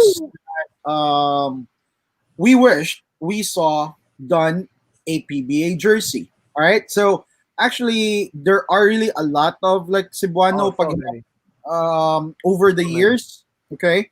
Too many to mention. Yeah, Too many. there are a Do lot. you guys have any honorable mentions? Because I have one. Oh, I have ikaw, one Yeah. honorable mention. go ahead. Let's start with you. He's a Panalay. He's a Panalay player now. He's one of the best Panalay players in Cebu. And another sentimental pick for me because he started out in Ormoc, no, building a name for himself. Alfie Almarante. It's really Oh, good. Alfie Amarante. Yeah, Uh, yeah, Alfie Amarante. Yeah, but he was a bigger guard too. He could play that too. But he was bigger. Big. Yeah, I actually know wait, Alfie Brent, Amarante. I know you're laughing. Yeah, I know I you're know, you know laughing, why I'm but laughing. he was supposed to play for San Carlos. Diba? You know he Yeah, was supposed to play for San Carlos. He got picked up. Kaya, mo ni siya. He played in Ormoc for a powerhouse college here. And we were, Ormoc was promoting him. Now, guys from San Carlos were impressed. So they picked him up, went to San Carlos. I'm not gonna delve into the details, but let me just say na he lacked a lot of the necessary credentials. I'm just gonna leave it at that. Lacked a lot of the necessary credentials to actually play for San Carlos. But Hey, Migs. he's recognized as one of the best Panalay players now. Hey, All Migs, right. I'll tell you one thing I Yeah, know Jan. about Alfie Amarante. Yo, he's a good enough shooter that he actually coined the nickname Cannon Jack. And I don't even know where Yeah. Jack came from. He got that nickname, bro. He's a very popular Panalay player. And I'll jump He into is. my one player Ormoc who's also pride, very man. Ormoc popular. pride. Yeah. I'll jump into my one player brush because Migs mentioned it. He's a very underground, underrated player in the Panalay scene. Mine is Vince Mengito. This guy, I swear, man, my God, he could play in the PBA. I swear. I remember I went up against him in the Lapu-Lapu City Fiesta League. This guy was shooting from half court, brush, and he was making it casually. I was like, "Are you serious? How the hell are we supposed to guard this guy? I'm like half his size." And then I could hear their bench murmuring. We're going to a timeout. They were up like the opponent was up like 10 points. I could hear the bench murmuring. They're one of the captains who probably paid the guy. He was like, "Okay, then drive." I was like, "You tell me. Let's just leave him there. Maybe he'll miss." But he was Vince Mengito. Shout out to you, bro, man. You crushed us, man. You're one hell of a baller, bro. On the real. Shit. All right. Ako, I can't really think about. I really can't think of anyone on top of my head. Kinsa akong runner up because and again there are a lot. There are a lot. Okay. So before we actually like proceed though, let me just read some of the comments here from our viewers. Okay. So from Papa Books. Nay anak na mga player mark na di ganahan mosulod og PBA labi na og gagmay ra sweldo but sa panalay dagko man bisag sinima na lang dili pod mahigtan ba. Yeah, true. So That's ang true. I heard contract that. isn't really that long. So yeah, I guess PBA that's contracts are really weird. huh? They're Just very to weird. tell you They're very honestly, weird. PBA contracts are really weird. And What yeah, PBA contracts. Plus, Okay. if you know if you haven't heard, the PBA will have its first like real free agents just This this year. year. It's the PBA first is time. how old is the PBA? It's the first time that they have like legit free Free agents agents. It's because weird. PBA contracts are weird. PBA contracts are very unregulated, and because True, there's no players union, the players really have no power to do or say anything, so they have no leverage. true. Probably because kana lagi daghang kay sister companies, and of course the PBA would always side their investors instead of the players. Murag ginana. That's also true. Because Unfortunately, there's no other league yet ba na people could go to or these players could go to. Pero now that the MPBL is there, pero then again, MPBL is really good, pero murag di good siya ka up to par good on how much you're gonna make if you're gonna go to the PBA or other countries.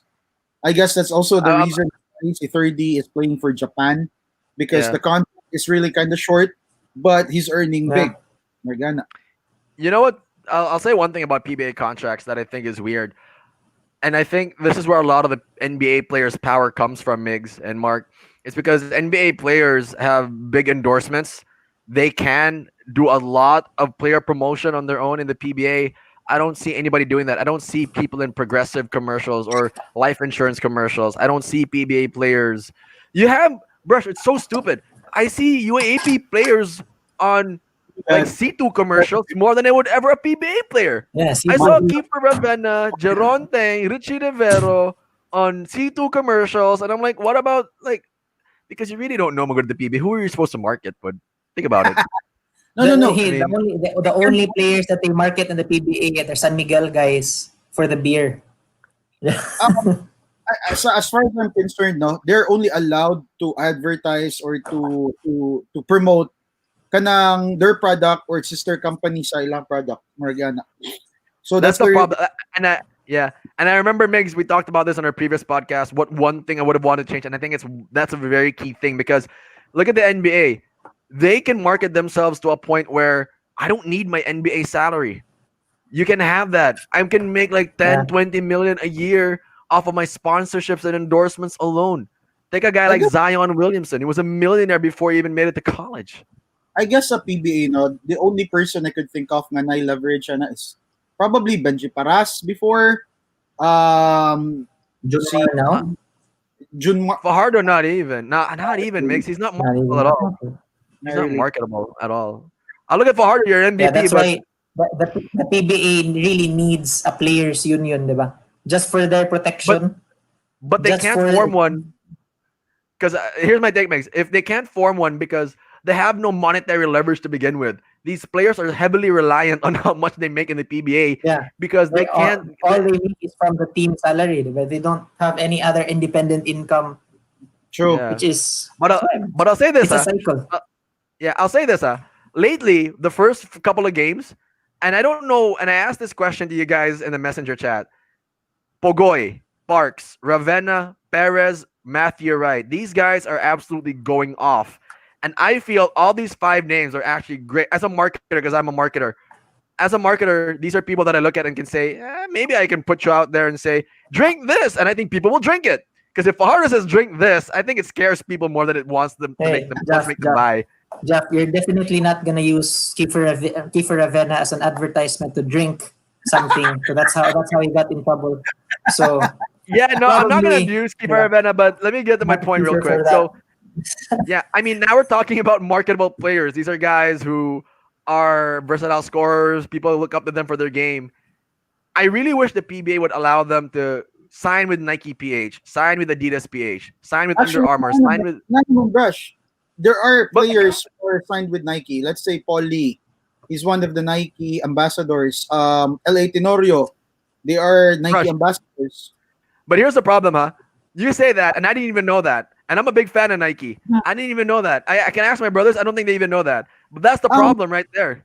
Because wala sila ad. There is a Cebu. That's the problem. Yeah. In the Philippines. But Pero I think that's the biggest problem. Oh, go ahead. But you're gonna look at like let's say you go to Ayala, you go to Nike store, you go to the back part, you're gonna see their pictures there. Mga na ang sad part is they're just in the back. Okay? And That's the they problem. front, yeah. Yeah, Pero I mean, Busa ng one ako subtake. They are Nike endorsers, but they don't have advertisement, ads or any commercials. But Nike spends a lot on these guys. They send them That's shoes, send them I apparels. know. That's the dumbest thing. If I'm because I do this also as a job. If I have to handle the budget for Nike and I look at the list of players that I can tap to advertise, why aren't we? And this is bothering to me. This bothers me a lot. If you're Nike PH, for example, I'm not calling out Nike PH on this. I'm just saying, why Mhm. aren't you producing more commercials that cater to the Philippine audience, that ignite the Philippine audience? Because in America, Yeah. you have isolated, framed commercials with Anthony Davis and making funny jokes on uh, True, State true. Farm. You have LeBron James, who's every commercial on Nike is just so heavily geared to. And if you probably look at China Nike or Nike China, I have a good feeling that a lot of the athletes that are now featured on their commercials, on their ads, and on their promos are their native athletes, not these guys from the US because they want to ignite this Chinese market appeal. In the Philippines, we have enough athletes to do it. I just don't understand why we don't do it. I don't know why. As a matter of fact, I just remembered kababayan ni Miggy, si Robert Bolick, is an endorser for Under Yeah. Armour. Diba? But I've never seen Yeah, Bowling in a he commercial. is. He is. Mm. I should see him in a YouTube ad somewhere. I don't. This is weird. Yeah, it's not. Yeah, it's not enough that you sign these players to be quote unquote endorsers, diba? Because you actually have to let people know na hey, Robert Bolick's with Under Armour. This Yeah. guy is with Nike, and look at him. He's on a commercial. And then plus ba, what message would that send to us fans and to young basketball hopefuls na hey, Ang ako that's lang, Robert Bolick. No, he used to be my neighbor here sa Ormoc. I used to see him around playing sa barangay courts. Now I see him on a commercial with Under Armour. Diba? the only person or the That's only PBA player no, na I see in commercials nga dili related sa ilang mother company is L.A. Tenorio, who is an endorser for Gatorade. He's the only player. Nga kanang makita gani sad nimo sa Gatorade True. bottle. Yeah, he's the true. only Actually, Yeah. it's true. Hmm. I agree. It's true. I can't think. how about Terence Romeo with Peak? No, wala na. And that's funny because Well, he endorses he's Peak, not with pero Peak anymore. no, he's not. And the funny thing about Oh. Terence Romeo with Peak was that he endorses Peak. He wears the ilang socks during games, pero he wears Kobe shoes. Iya lang tabunan ang swoosh. Yung tape. That's See? weird. Yeah. He I endorsed don't get it. I mean, Correct. Migs, talk to me about this because again, from my own perspective, if I was Nike and I'd look at Robert Bolick, I would want to create an ad that inspired Ormocanons everywhere to gear up and wear whatever Bolick is wearing. Yeah. Like I drive that ad so hard and I create that fire in Ormocanos to say, pick up a basketball, go outside and be like Robert Bolick. Feature him in San Beda. Feature him from La Salle to San Beda. That's a great story. I Yeah, just and don't hey, Robert, understand. hey, someone actually messaged me na Mix, did you actually say na Loud Day was better than Bolick? No. I was saying at that point in their college careers, people were saying that Laude had that potential. diba? Laude had the Oh, potential, yeah. But the thing is, kanang PBA players. Now we think of PBA players, oh, they're millionaires, they're earning 150,000 a month. Even the practice players are earning about 50,000 a month just for attending the practices. But then they really don't have any other income. If you diba, I mean, and they should be liberated in the sense na they should be able to market their own image. And they're actually, really not independent. in regards to like other incomes, as far as I'm concerned, part of kanang muraganik silang contract sa PBA. Let's say you sign up with like San Miguel, any San Miguel companies. Yeah. If you're a star player whatsoever, they give you a franchise sa Petron. And then Alaska, you become a distributor. Then most likely for those SMC players, you will also become a distributor for, let's say, feeds nila kanang I think SMC feeds na siya. So mga inana, for rain or shine, you get your own kanang murag store where you sell paints. Mga yan. So Yeah, they just the thing lang ana Mark na it's like they are owned wholly By by the company, true, which true. is unfortunate And because yeah, these makes guys, yeah, Yeah, makes one yeah, thing go I Jeff. know lang about it, huh? When you're talking about big corporate, and I think a lot of these Philippine companies mirror their contracts off of companies that are, sustainable and viable in the US. What I know sometimes is, for example, if you have a guy like Jason Castro, who's one of the best players in the PBA, or Gabe Norwood, let's say Jason Castro for the sake of this example, he wears stock and text, right? If he goes out there and promotes Nike, he's in a commercial, Yeah, because people auto associate, like automatically associate Jason Castro to talk in text. If you're true. Nike PH and you're a fan, you might not even be able to consciously associate it, but you're subconsciously associating it to is Nike partnering with talk and text.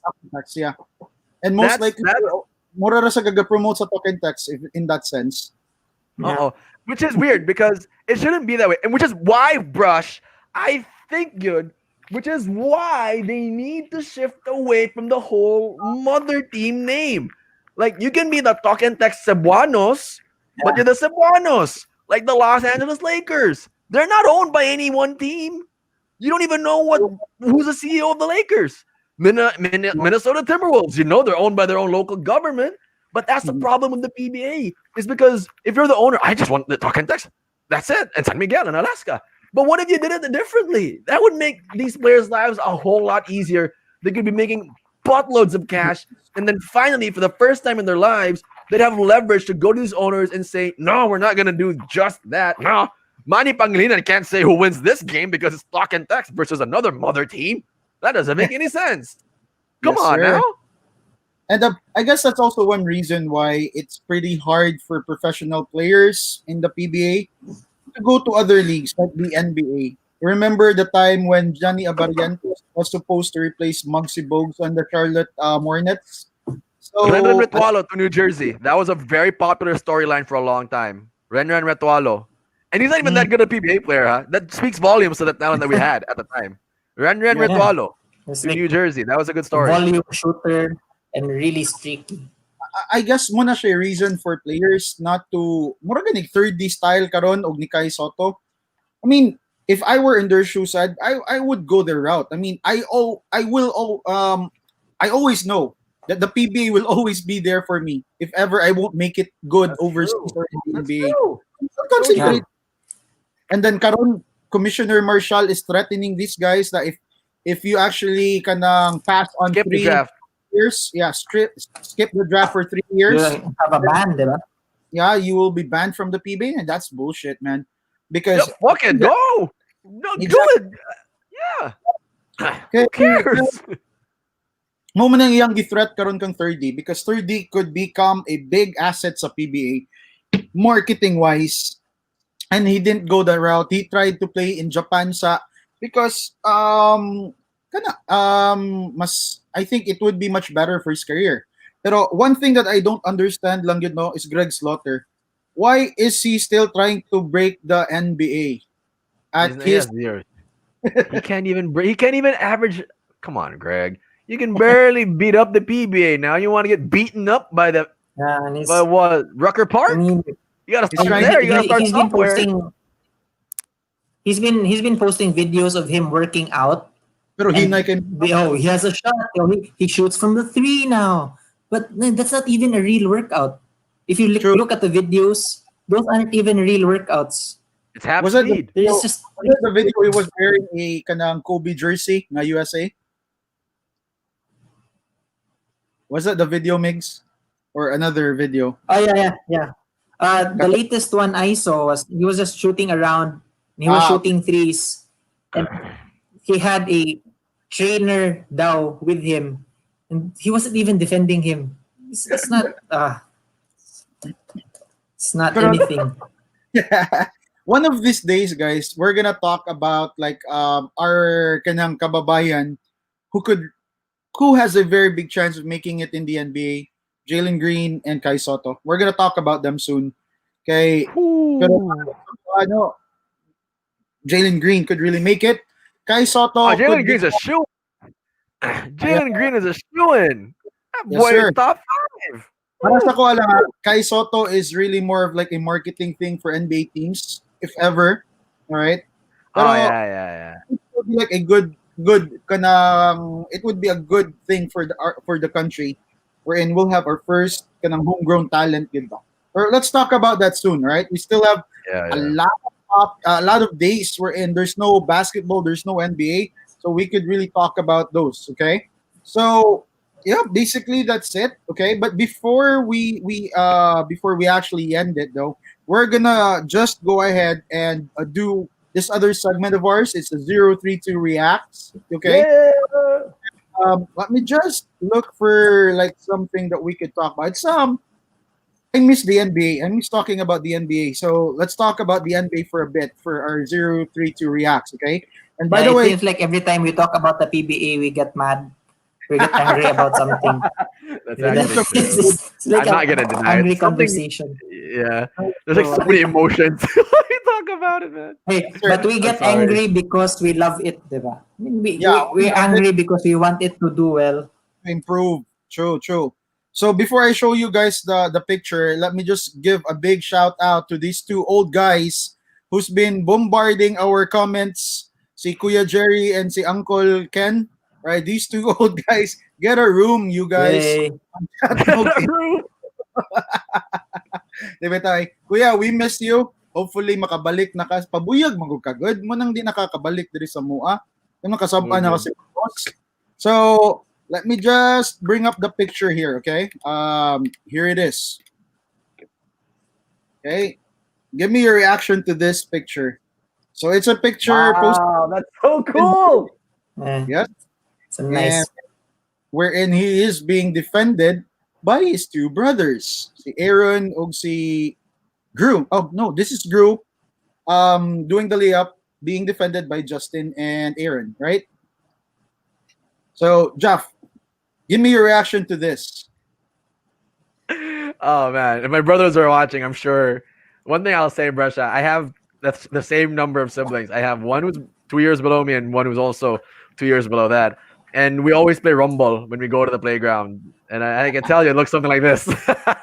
So Rumble, for those who don't know what it is basically a one-on-one-on-one.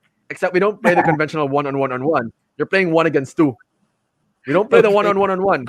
It's one against two, and it's probably worse than this. We play Detroit Piston style out there, so this is a dope pick, though. This is a dope pick. It's like brother goals. You know what I mean?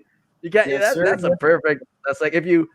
I always feel bad. Like I always tell people all the time, I'm lucky that I have the number of siblings that I do because I always get to enjoy these things that other people don't. Like if I want to go play ball, I can get them. Hey, let's go play ball. If I want to do other things, so this is a testament to that kind of fun. And when you reach that level in the NBA, like the Holiday brothers are, that's dope. That's all I can say. That's pretty cool to have that.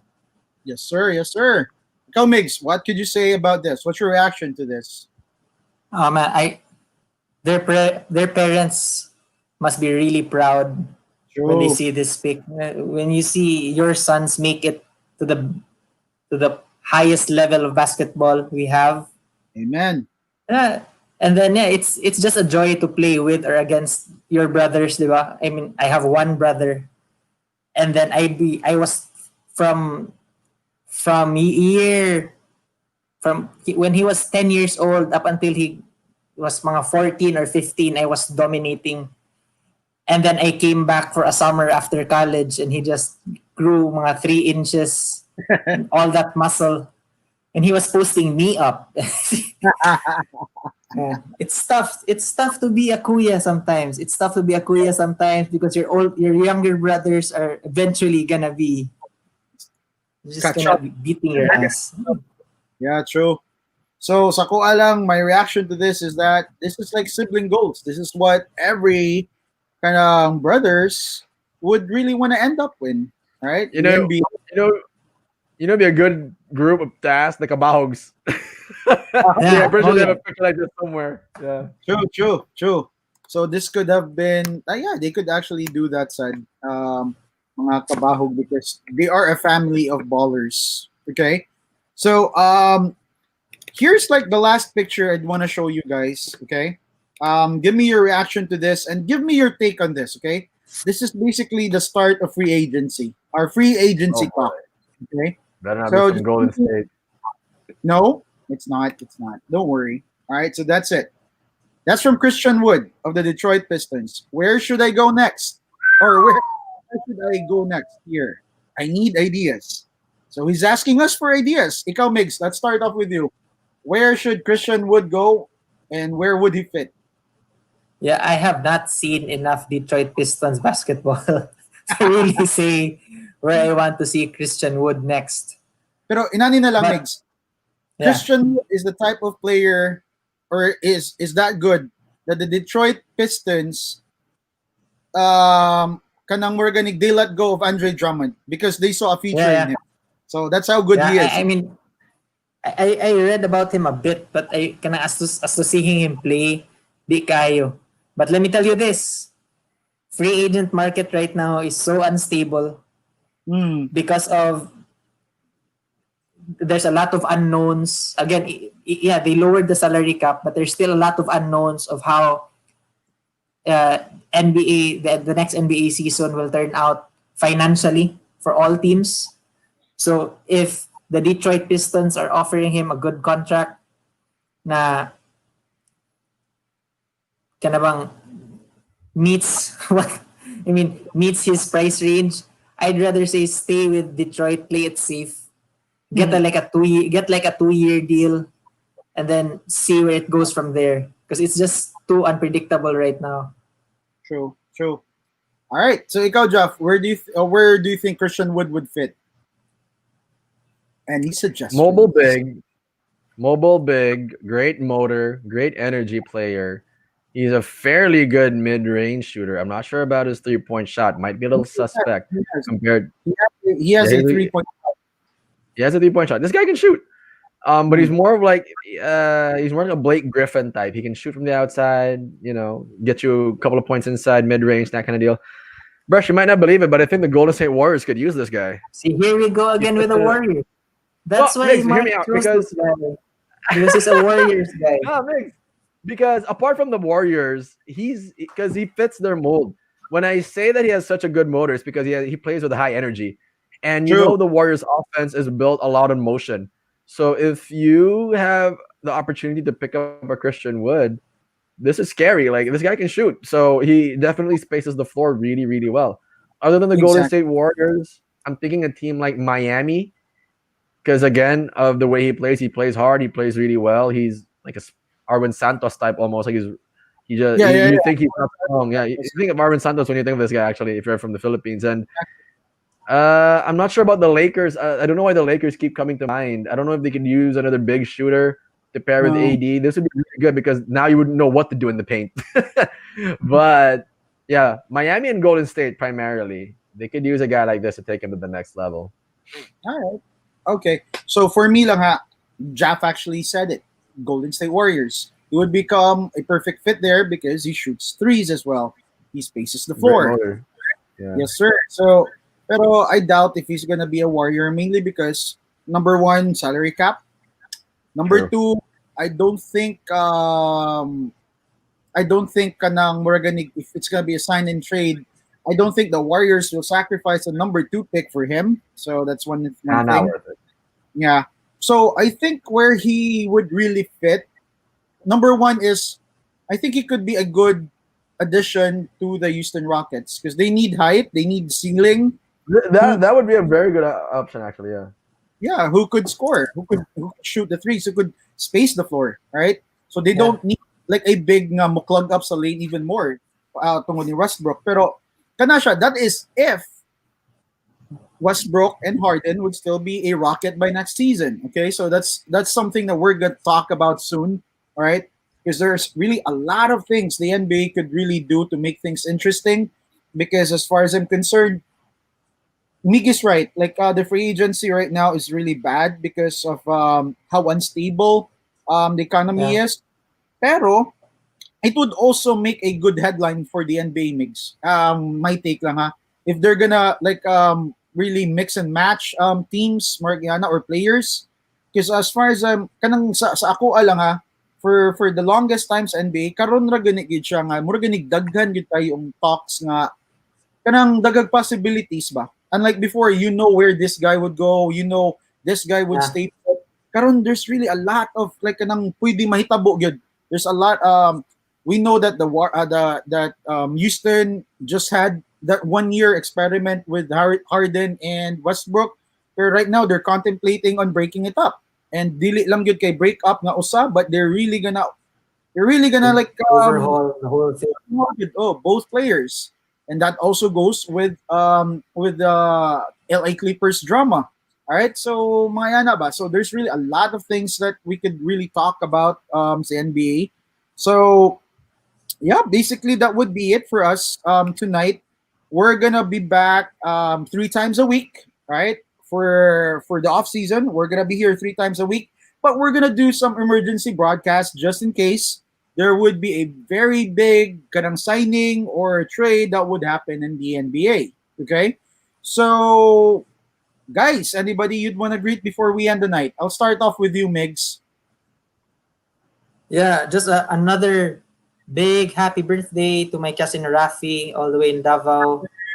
To Aika, who's always listening. Joshua, to Lawrence. Yeah, Lawrence. Hope you win the shirt, man. I'm rooting for you. You're my guy. We gotta make the announcement. Good thing that you mentioned that, Migs, because I totally Okay, yeah. forgot that we're gonna be announcing it. So before they kamo proceed sa imo ang greetings, Migs. Sorry kay Migs ha. Sure. Let me just. Oh, by the way, we've reached 7,100 kana followers and likers on Facebook. So thank you so All much, guys. right. Hey, Keep it coming, man. Keep it coming. All right, so let me just scroll down. All right, so as of 10 p.m. tonight, 10:18 p.m., we do have. Let me see here. So we're gonna be taking in four. Your si Lawrence has 57. Rico Santo Tome Jr. actually has 374. What? Yeah, 374. Rico. Yeah, Lawrence has 57. Rico has 374. Mark Verano has 61. Ayet Gonzalez has 133. Oh, come on. Lawrence just knocked out. Yeah, Jonas Delobio Arnaiz has 354 likes. So I guess we have like a winner here. Let me just check. What's 356. his last name? Rico. All right. So the first place goes to Rico Santo Tome Jr. All right. So Mr. Santo All Tome, right. you the chance Hey. the first shirt. Congratulations, Rico. Yes, sir. And then next would be um Nice. Jonas Delobio Arnaiz, who has 354 likes. So Sir Jonas, you get to pick second. And Ayet Gonzalez will get to pick third, okay, with 133 likes. And last but not the least, we have Mark Verano, who has 61 likes on Facebook. Okay. You missed it by 4 likes, Lord. Yes. So, guys, I'll be posting the winners later today. I'll just go to the office and then post it. So, you guys would be able to message me with your info so I could go ahead and send you the shirts, okay? So, kana, thank you so much. And Hey, congratulations, guys. yes, sir. Thank you so much for 1 week ra gito siya nga game nga contest, but it generated a lot of like kanang people liking our page and people who are also listening to us. Okay, so thank you so much for those Hey. all over the Philippines and other parts of the world who is supporting Cebuano Hoops Live. Okay, so Migs, I cut you short during your greetings, so go ahead. Yeah, man. Good. Is padayon. Sorry Yeah. kayo. And again, to my parents, Yeah. always supportive, right in the next room, to my brother Paolo, to the Vilayos in Espina Village, and to the Manacilios and in Nivell Hills. And again, guys, no, I've been plugging this charity for all our episodes during October. Furry Tales Hinundayan. They are a dog and cat shelter in Southern Leyte. If you don't know, dogs and cats who are caught by the pound and who are not cleaned within 3 days, they are put down. So, fairy tales in Undayan, they're a husband and wife team who have dedicated their entire lives to saving strays, medicating them, and providing a home for them, and then putting them up for adoption. So they've been featured by ABS-CBN, by GMA, by Philippine Star, by Sunstar. And guys, they need our help right now. So they're putting up a new shelter for their female dogs, and they're asking for donations. So guys, if you have anything extra and you want to put your money to a good cause, then these are their details. So yeah, fairy tales in Undayan, Miss Donna Belginto, and to your husband, Jonathan, more power to you guys. Thank you for what you do. You are really doing God's work. And to all the animal lovers out there, our listeners, the Philippine Aso, the Aspin, is a Filipino breed. That's a Filipino breed that we should be proud of. We should take care of them, and we should help all these organizations who are really putting in the work to save the Philippine breed, the Aspin. So guys, thank you, Mark. Thank you for allowing me to plug them. No problem. That's something I'm really passionate about. So more power. Fairy tales in Undayan, more power to you guys. All right, all right. So, ikaw, Jeff, anybody you want to greet tonight before we end the episode? Ladies and gentlemen, in life, just let me do this, all right? Stop it. In life, you have a choice. Except when you play for the PBA, because apparently you don't. I thought about that for a good 1 minute. I thought about that for a good 1 minute. I was like, what am I? I always love to start off my ending with some cheesy, stupid quote. But anyway, that's just a jab at the PBA. PBA, we love you guys. We just want you to get better. But having said that, shout out to everybody watching Cebuano Hoops Live. Shout out to everybody, wherever you may be, any part of the world. If you're watching us, you know where to find us.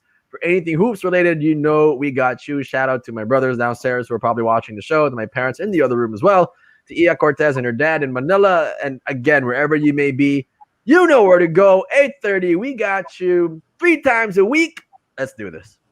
All right, all right. So, sa ko alang, I just would want to give a big shout out to the Liluan Bubble Boys. So every Saturday we have this group. We play basketball. So, and also for my boys in the office right now, who's waiting for me to go to the office. So I'll be there in a bit. Okay. So to Jambi, who's in the other room. So that's it. That's it for us tonight. So Kuya Jerry, we miss you, Kuya Jerry. yes, kuya, asa naman taong kap? Ay, nalagi pa badlong lagi. 1 hour is 1 hour. All right? That's your break. So, kana siya. So, kuan, tomorrow, I think or then again, this week, we're gonna be having 2 more episodes. So, yeah, we're gonna be updating you guys kung unsay, we're gonna give out some teasers before we actually do a broadcast. Okay, so do expect to see us 2 more times this week, and where we are going to be talking about anything basketball. All right, so this is Cebuano Hoops Live. Thank you so much, guys, and stay safe, everybody. Bye bye.